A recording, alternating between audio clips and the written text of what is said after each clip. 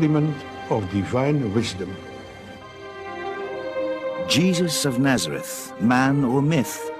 Those who walked with him didn't seem to remember him as God's only begotten Son. They perished in the Holocaust, which came from the Jewish rising against Rome. Do the Gospels from our Bible paint him as clearly? They were written 2-3 generations after Christ, in cities elsewhere in the Mediterranean, when another image emerged, that of Jesus, the Son of God. But a different memory still lingered. The Middle Ages, the south of France. Briefly and for the last time, a different faith stands up again of Christians with another view of Christ. People the Church considers heretics, worse than devils. For decades, the fury of the Church rages against these Gnostic Christians. Crusading armies decimate the population. The Inquisition is invented to burn out these Cathars, as they call themselves, those purified, the pure.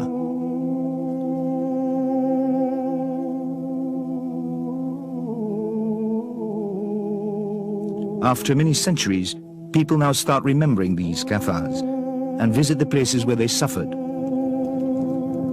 The Cathars were not forerunners of the Reformation. They were not a heresy of the Catholic faith. This was a faith that was completely different and went back to the earliest times of Christianity and even before that, when people experienced this world as a world of shadows, turned with their back towards reality, towards the true world. Man bound, unable to turn, believing the shadows he sees on the wall in front of him are reality, shadows cast by the real, divine world that goes on behind him. That is how the Greek philosopher Plato described man. Initiates of ancient mystery religions believed they could shed the ropes that bound them and find gnosis, knowledge felt in the heart, secret knowledge that transforms man and makes him become aware of the true spiritual world. They are called Gnostics. Scholars begin to recognize that quest also in earliest Christianity, before our Gospels were written, in the words of Paul, who speaks of finding Christ within, inside yourself, and in other ancient documents found almost 60 years ago in Nag Hammadi, Egypt. The books from Nag Hammadi are more important than the Dead Sea Scrolls because they throw a new light on the history of Christianity, on Jesus, and on God. The discovery of the Nag Hammadi library by 2 Egyptian peasants brought about a fundamental change in our understanding of early Christianity. Here we had 52 new manuscripts telling us about early Christianity. They were probably associated with an Egyptian Christian monastery. Books were buried to evade a book-burning expedition in the middle of the 4th century. It's just given us a whole wealth of information, and I find it astonishing, really, that the Christians haven't run out everywhere and wanting to read the Gospel of Thomas and all these other marvellous scriptures which have come to light. And I think it says something about how powerful the hold of the Roman Church was, that it's still pushed outside, they're still regarded as heretical and dangerous. And of course they are heretical and they are dangerous from the perspective of the literalist church because they turn the understanding of the literalist church inside out. They tell us about a variety of ways in which people believed that you could find salvation by contemplating, by expanding the divine spark that's buried in each of us, communicating with God by searching inside one's own soul, an individual pursuit of the divine without the help of priests or bishops. Sounds attractive. Gnosticism is amazingly attractive. I think particularly attractive to the modern mind, because it sells a religion for the individual, not a religion brought about by a church. I think it's all out. I think this is what humans have always looked for, yearned for, to try and find divinity by themselves. But that's to oversimplify, because it is also extraordinarily complicated. In many ways, if you read it, it's like having a bath in 1,000 soap operas and getting the soap into your eyes. It's blinding, it's obscuring, as well as cleansing. It was already there in the Egyptian religion when they said that man, after his life, became Osiris. He was integrated into the Godhead. Man is a fallen god that remembers heaven. That is the concept of all mysteries of antiquity, of Isis, of Mithras, of Adonis, everything. The central point of Gnosticism is that each of us is born with a divine spark inside us, and the duty of the believer is to try to find that divine spark, to get into touch with God by looking inside ourselves. Gnosis means self-knowledge. What is self-knowledge? Ecstasy? Psychoanalysis? What is it? It's very difficult to explain what self-knowledge is and how to come by it. It's not like psychoanalysis. It's not an intellectual exploration of the soul. It's not ecstasy. It's quiet contemplation by oneself, sometimes with the help of a leader, of who you are and how God made you, what God is like. It's a quietist. It's a single individual self-searching.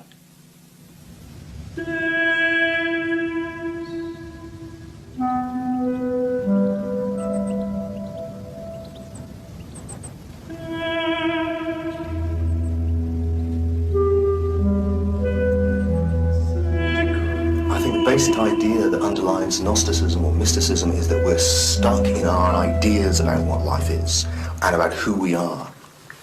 And coming down into an environment like this knocks you out of your ordinary mindset. You're face to face with perhaps the greatest mystery, death, the idea that you will cease to exist as a physical form, and it pushes you out of your ideas into a direct encounter with the absolute mystery from which everything comes, the mystery that we are, the mystery that it is. But why seek this in this darkness and these corridors? I think it triggers the mystical experience with excitement of darkness and light and candles and the echo in chambers. It's all part of putting you into that mystical state. As Aristotle says about the mysteries, you don't go there to learn something, you go there to experience something. If you think of it as just being an intellectual process, you're missing the point. It's something far grander than that. I think the ancients had understood that you can know a lot, but not really have self-knowledge. When we learn something, we are learning many things. It becomes very complex. What the ancients are seeking is a return from the manyness of things, knowledge about many things, to knowledge of one thing, of the unity of all things. For most of 2 millennia, gnosis was suppressed. We mainly knew about it from the fulminations of church fathers, but the find of Nag Hammadi in 1945 forever changes the way we look upon the origins of Christianity. The men who found it discarded it at first. They fell into the hands of black traders, some were burnt, but eventually it found its way to science, also thanks to Gilles Quispel, who hit upon the most important manuscripts somewhere in Europe and brought it to his friends, the great psychologist Carl Jung. They now gather dust in a small room in Cairo, open maybe once in 10 years and only in the company of an officer of the museums, the police, the secret police and a judge. Quispel is most welcome. All of the Nag Hammadi manuscripts were published when he gave back the most precious one, the Gospel of Thomas, with the words of Jesus.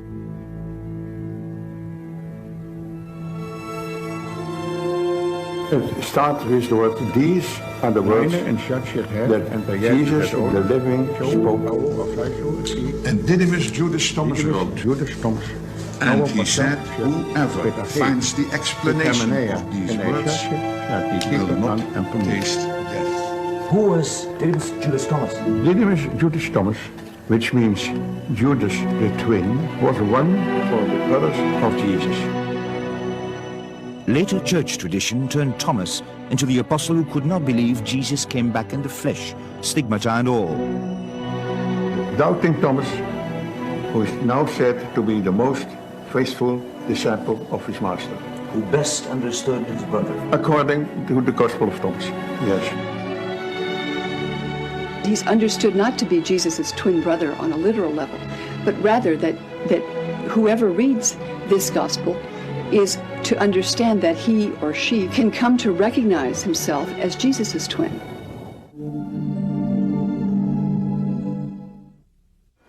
What does that Gospel of Thomas say? Well, the Gospel of Thomas is a collection of sayings which promises to reveal something. And what it says it will reveal is what no ear can hear, no eye can see.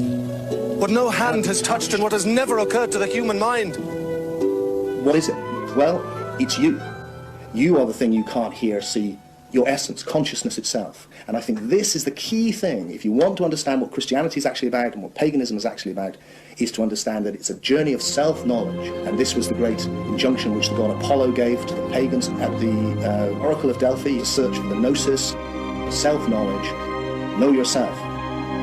And the same with the Christians. And what they're looking for is the part of you which cannot die. It's not that you're going to be granted something you don't already have. It's discovering that you are already immortal, because your essence is not the body. If you discover what you really are, you discover God. You discover the divine. You discover God within. You appear to be a body, but you are consciousness. And the consciousness witnesses birth, witnesses death, in fact many times over, because all of the Gnostics, including the Christian Gnostics, believed in reincarnation. And this process happened a bit like waking up and going to sleep. You were in a cycle of different bodies coming and going. But you were not ever the body. You were with a consciousness which witnessed this. So you were never born and couldn't possibly die.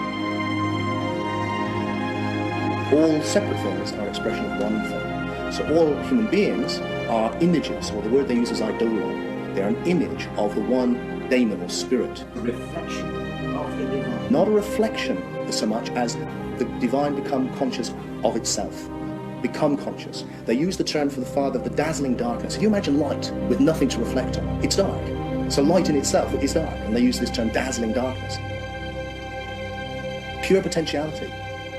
Just light, just consciousness, with nothing to be conscious of. When that creates for itself something to be conscious of, or something, or as light, something to reflect on, the universe comes into being. Now, this one consciousness of God expresses itself in all conscious beings. So all of us are images, eidolons of the one consciousness of that is the universe, that is everything, which is God.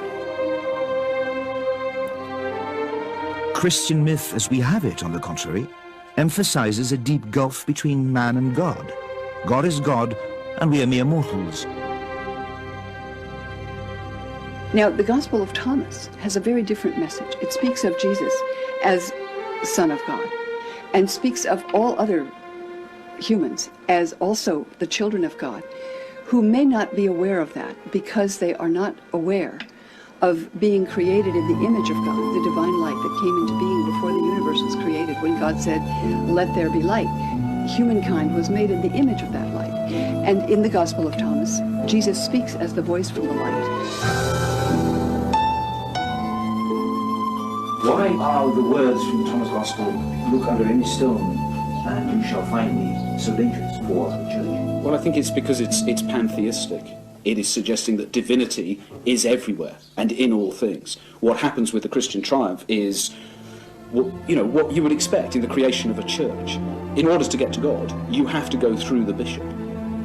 If you want to build a church, you have to say that no, salvation is only possible by, with, from and through the church and God's representative on earth, who is the Pope, and that is the only way. Whereas the Gnostics are very much, it's about you can do it.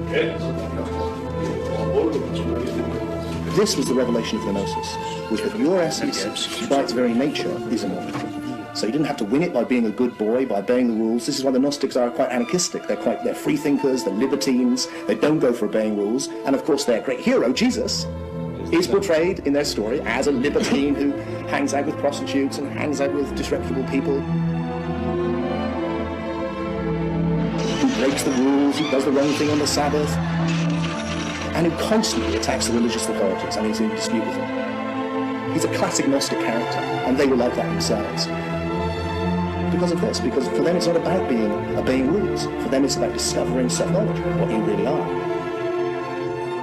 In Thomas, the message is more important than the messenger. It stems from a time before the Gospels of the Bible, as does a man long considered a founder of the faith, but now beginning to be seen in a different light, Paul. Paul is a Gnostic. He is talking about the Christ within. He's talking about immortality and the mystery school teaching, because Paul is existing before the literal story. Paul's a completely misconceived character in history. At the time of Paul, we would say that there is no split between Gnosticism and literalism, because literalism hasn't developed. There is no literal Jesus at this time. 1-2 generations later, the Gospels of the Bible recount the life of Jesus in detail. The messenger becomes almost more important than the message, and Jesus comes to be the literal Son of God. But before that, Paul, under layers of later adaptations and insertions, still talks of Jesus as a mystery, a metaphor, a voice within. Gnostic Christians believed that Paul was their teacher. The father of the church, Tertullian, who despised Gnostics, nevertheless called Paul the apostle to the heretics, because the heretics, he thought, love Paul. They all quote Paul. They all claim Paul, because his teaching is so mysterious, in some ways so deep. It is the God of the Old Testament, of an eye for an eye and a tooth for a tooth, a jealous God. All their stories seem to revolve around a deep dissatisfaction with the present world, because it was created by an inferior God. How could a perfect God have created this mess? So the story they tell repeatedly is how that this world is a mistake. It's created because God's, the true God's, youngest daughter, wisdom, girl, Sophia, fell madly in love with her father. And out of the frustration of this illicit love, she self-created. She impregnated herself. And the misbegotten child inside her, she aborted. And this aborted, misshapen, lion-faced son, Yaldabaoth, the king of kings, out of an arrogant supposition that he was once ejected from heaven, the sole God, created or miscreated this world, this physical world. So this world was created out of an illicit passion, in grief, by Yaldabaoth, whom Jews and Christians falsely worship as the true God. This God imprisoned man in matter, wrapped his divine eternal soul in a body which was mortal. Creator of this physical world, he created man in his image, forever slave to matter, trying to accumulate more and more. The good God, the true God, out of the kindness of his mercy, sent Jesus to redeem humanity from the mistaken ideas of Yaldabaoth. When these Jews of Alexandria had become Christians, Jesus appealed to their deepest selves. They said, "Who knows himself knows God." Whether man, myth or metaphor, in the figure of Jesus lay also the seed of dissent. Around his person, a battle of ideas ensued that would drive the two views apart. Certainly, one of the greatest struggles that the followers of Jesus had to contend with was the question of why Jesus died in the dreadful way that he did. And in these Orthodox communities, the only way they could make religious sense out of it is to speak of it as an atonement sacrifice. But it could only be important as an atonement sacrifice if everyone needed atonement for sin. So Christians developed the idea that everyone must have sinned dreadfully beyond the capacity of making any atonement of any kind, and therefore that God's own Messiah died as an atonement sacrifice for the sin of the world became a very compelling way of understanding his crucifixion. It brought a crucial new element into the relationship between man and the divine: sin. The central element in the Christian message, its lever, is the degree to which it instills guilt, that God is there watching, knowing not only what we do, but what we think. I think Christianity is quite exceptional in the degree to which the all-seeing God observes and punishes, or is said to punish, believers for faults of thought, for sins of the mind. Sin and guilt gave rise to a creed in which hell became imaginable, fear of God, and admonishments of priests. It was not an idea the Gnostics wished to share. The word sinner doesn't figure in their dictionary. The Gospel of Thomas speaks not so much of the discontinuity between God and ourselves, but of humans created in the divine image, and therefore having a sort of innate connectedness, affinity with the divine. Man is a fallen God that remembers heaven. That is the concept of all mysteries of antiquity and also of gnosis. The word sin doesn't find a place. That doesn't mean, of course, that we're sinless or divine, but rather that we can find our way to God when we find our way to ourselves. And for what sins we commit or what wrongs we do, there are means of redress. But to make sin so essential that Jesus had to die to redeem us, argument focused on an ancient myth, Adam and Eve, and the first sin which made man mortal.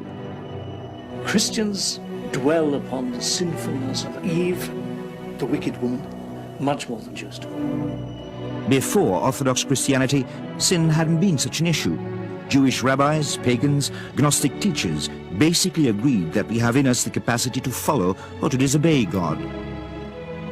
We have the good impulse and the evil impulse, and that was understood to be a human condition. There's a great debate about it, because some Christians thought it was crazy. This is eating an apple, one minor disobedience, and for that millennia of Christians are condemned by God to an inferior existence rather than living in paradise. It's a completely disproportionate punishment.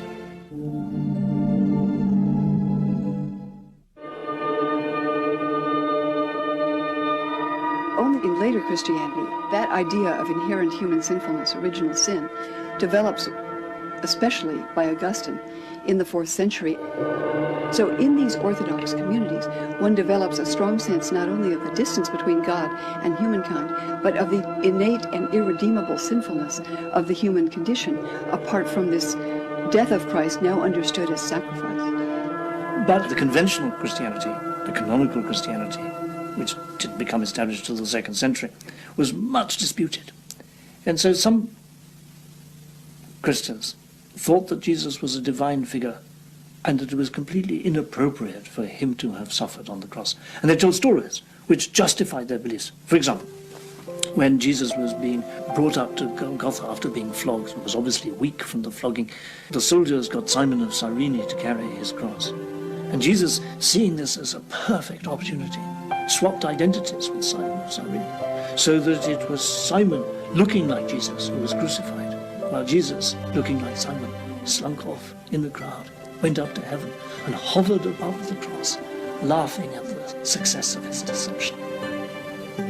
Or laughing as a Buddha is laughing, smiling, passively, because of the calm and peace that Jesus has from knowing and from illuminating us, giving us his knowledge. Jesus, an illuminator, the voice, the symbol of the divine. And Gnostics saw Jesus as the man who received divine insight at baptism when he became like a Buddha, he who knows, the Christ. Orthodox Christians took it literally. If Jesus was divine, he was God's son, his only begotten son. He also had to be born divine, which Gnostics considered a childish, naive notion. The split becomes apparent with the latest gospel in the Bible, John. Many Christians today will think, well, of course, Christianity means Jesus is the Son of God. But that's not what you find in Matthew, Mark, or Luke so much. You find in those the teaching that Jesus is God's Messiah, the one who redeems his people, the one who teaches the way of righteousness.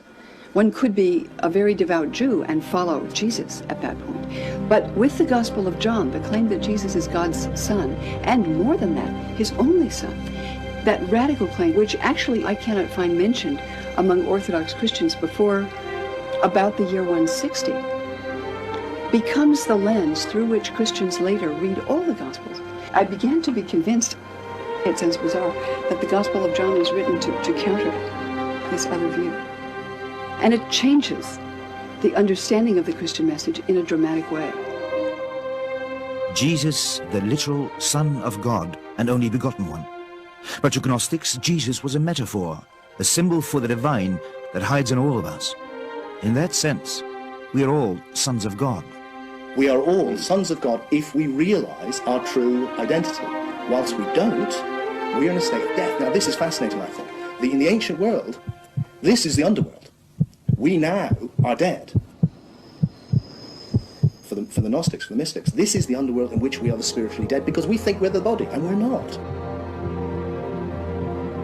We are God, if you like. We are the one consciousness of the universe. We mistake ourselves as these individual bodies with all of the problems that come with that. What we need to do is we need to resurrect. And the whole of the story is we need to die to the identity of the body, which is on the cross of matter, and we need to resurrect to our true identity, which is the Son of God, which is the Christ, the consciousness of the Father. So we are all Christ, and we all need to resurrect. And in that sense, the whole myth, the whole story of the crucifixion of Christ and the resurrection is a model to all and each of us. Yes, precisely. It's a model which can take you through this initiation. But again, this difference. With the literalist Christians, very quickly this becomes the rather macabre idea that at the end of time, somehow you will resurrect into your body and will be a physical body again. Because that's what they think happened to Jesus. It's a natural curve. He came back in his physical body, having died literally, and that's literally what will happen to you. Or if it will happen to you if you understand the Christian message. The Gnostics, of course, are saying the complete opposite. If you don't understand the Christian message, you will come back into a body through reincarnation. If you do understand the Christian message, you will realize that you are not the body in the first place, but you are the Christ. You are all one, and there will be no need to go through this circle of reincarnation. Almost a different faith, an opposite approach. Which came first? Which was the origin? We have the literalist Christian Polycarp. A few decades later, in the middle of the 2nd century, we have Tertullian saying that the followers of the Gnostics fill the universe. So you get this idea, actually, rather than this literalist church, which is the traditional picture, of course, that the literalist church followed from the apostles, Peter and all those characters, and that the Gnostics were a much later deviation that kind of went pagan. What we're suggesting is actually it's completely the other way around. Gnostic Christianity was widespread in the 1st and 2nd centuries and was crushed by a literalist church which turned on its origin. Orthodoxy, as we know it, arose after Gnosticism, and to a large extent Orthodoxy was a reaction. It defined itself by what it is not. Christianity defines itself by what it opposes. By opposing Gnosticism, it gradually defined its own terms. From a wide variety of dozens of Gospels and writings, and 7 or 8 generations after Jesus lived, early Orthodox Church Fathers began selecting the few which would shape the New Testament and define the Creed. I think it's in the face of terrible danger, the threat of persecution that impelled concerned Christian leaders to try to find the basic teachings on which they felt all could agree. In this selection, overt Gnostic views, elements too complicating for a literalist view of Jesus, were laid aside. In the figure of Jesus, for instance, we get that the phrase which is plastered over more churches, I expect, than any other phrase, which no one comes to the Father but by me, which in the hands of Gnostics is the teaching that to come to God you have to go through what this figure represents in you. And this is Paul's message. To come to God, you have to find the Christ within as an allegory of truth. But it's literalism which goes, no, this is the only way. And I think once you have this idea of a literal incarnation of the Son of God, not a mythic incarnation of the Son of God, then the correlate of that is that for their own good, you must save the souls of others, and everyone must be led to believe this, or forced to believe this indeed, for their own good. So you get a divine injunction to be authoritarian. The debate was very peculiar. Christians took everything personally. because that is the nature of Christianity. But when you personalize divinity, you bring to divinity all the anger, judgments, resentment, and aggression that exists in human personality. Heretic! Christians got violently upset because they took it personally that their Savior was being denied. Gnostics just wanted to find out what was the truth. The difficulty Gnostics face is that because they are individually searching for salvation by themselves, they're not organized, they're not united. Gnostics, they attacked the views of the early Christians. The Christians did not simply attack the views of the Gnostics in return, they attacked the Gnostics themselves. Both views might still have existed side by side, but for the appearance of this man, Constantine, first Roman emperor to embrace Christianity, in whose wake the young church reaches for power supreme. The story goes that Constantine had a vision, a dream, in which he saw the sign of the cross in the sky, and he was convinced that if he became a Christian and used this emblem for his troops, he would win a battle against his rival pagan emperor. It's here, at the Milvian Bridge, that a great battle was fought, which started Christianity on its triumphant road to success. The Council of Nicaea 324. Emperor Constantine settles all differences about the creed.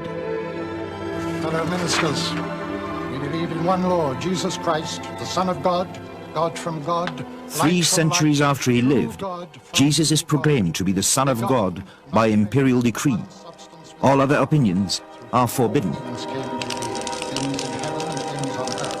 When Christianity allies with the state to create a religious monopoly, that's when Christianity becomes radically different. One would say triumphant, successful, but for the fact that once the church is allied with the state, it begins to commit the very crimes that it has complained about for the first 300 years of its existence. It persecutes, it kills for religion. It has to become a hierarchical, oppressive institution. Of course, you could defend it and say it's in the interests of the masses that a particular brand of religion is forced on them. But it's not my fantasy, my imagination of how religion best proceeds. It's interesting, isn't it, that soon after his conversion, the Emperor Constantine gave glorious gifts to the churches at Rome. St. Peter's and St. John Lateran here, solid life-size statues of Jesus and the apostles, so that soon Christian churches looked exactly like pagan temples. And this is merely one straw in the wind of the wealth that the church acquires throughout the 4th century. Is the church corrupted? Yes. Does it preserve a sense of its origins, the sense of the importance of poverty? Yes. So the church is split between the poverty and abstinence of the monks and the wealth of the bishops. But even then the bishops maintain a sense, a memory of charity, of virtue, the best of them. So it's always torn, it always has this tension inside it. Jesus, whatever else he did not set up a church, left no instructions for a church. It's a later fiction designed to bolster the power of the Catholic Church. It's simply inconceivable that Jesus, a simple man from Galilee, set out to found a universal church. Hang on. What happened with Jesus handing over authority to Peter? Well, again, these legends are so fictitious that they didn't make it into the New Testament, like the donation of Constantine. The donation of Constantine is a fake. This was a document which was claimed by the Roman Church in the medieval period to be the contract written out by Constantine on his deathbed. Here, I give you the empire for safekeeping. Now, when this was revealed to be a forgery, this started the whole Protestant Reformation. In some ways, all that Peter and I have done is listen to the losers. They were destroyed in the 4th century. We've gone back and said, well, just because they lost that battle, just because the Roman Church, with its idea of an historical Jesus and a literalist religion, took over, doesn't mean that they've got the accurate version of events. What happened to the Lutherans? Well, they were eradicated. Everybody who knew the different story, which is the Gnostics, the pagans, were banished from the empire. The temples were pulled down. The philosophers were killed, were banished, the books were burned. I mean, if Christianity was God's favourite religion, then you would have thought when it triumphed, we would have entered a golden age. But instead, we entered the dark ages when people forgot even how to make brick houses. And we had to wait until the Renaissance, when all this pagan learning came back in Italy, in Florence. The books of Plato, which had been banished for 1,000 years, came back, the Hermetica, and suddenly Botticelli was painting pictures of pagan gods, and we call it the rebirth of Western culture, because this is when we got back to the place we had been before Christianity triumphed. Belief in the Jesus story was originally only a first step in Christian spirituality, the outer mystery. The significance was to be explained by an enlightened teacher when the student was spiritually ripe, a mystical knowledge of God beyond mere dogma. Although there are many great Christian mystics of later centuries who have intuitively seen through to this deeper symbolic level, as a culture we've kept only the outer mysteries. It seems to me we have kept the form, but we have lost the meaning. As churches become empty, people seek elsewhere, sometimes as far as the other side of the world, not realizing an ancient tradition which sought the same lies deep within our past and addresses similar people. Certain fathers of the church, like Irenaeus in his famous 5 volumes against the heretics, attempts to identify Gnostics and say they're really not Christians, they're heretics. They have special characteristics. First of all, they love to read and interpret scripture. Second, they look to their own intuitions, revelations, and dreams and believe that they are receiving intimations about the divine. Third, they are constantly seeking. They're continually open to new exploration. Now, one could have said the same about people that are called New Age, but certainly philosophers were expected to inquire and keep asking. Asking, one finds a tradition eradicated, interrupted for many, many centuries, complicated for us today, sometimes bewildering. All of this is pretty difficult to comprehend for modern man. Dear friend, there is no shortcut to gnosis and no instant nirvana. He made me laugh with that, the old gentleman. And he was right, of course. Every great world religious tradition, whether it's Hinduism, Buddhism, Islam, Judaism, has both the teaching for everyone, exoteric teaching, which every adherent of that faith is supposed to follow, and esoteric or mystical teaching. The only one that lacks that, in a way, is Western Christianity. I think it's unfortunate that that path, which many people find necessary for their own integrity and development, has been regarded as either heretical or a path leading nowhere.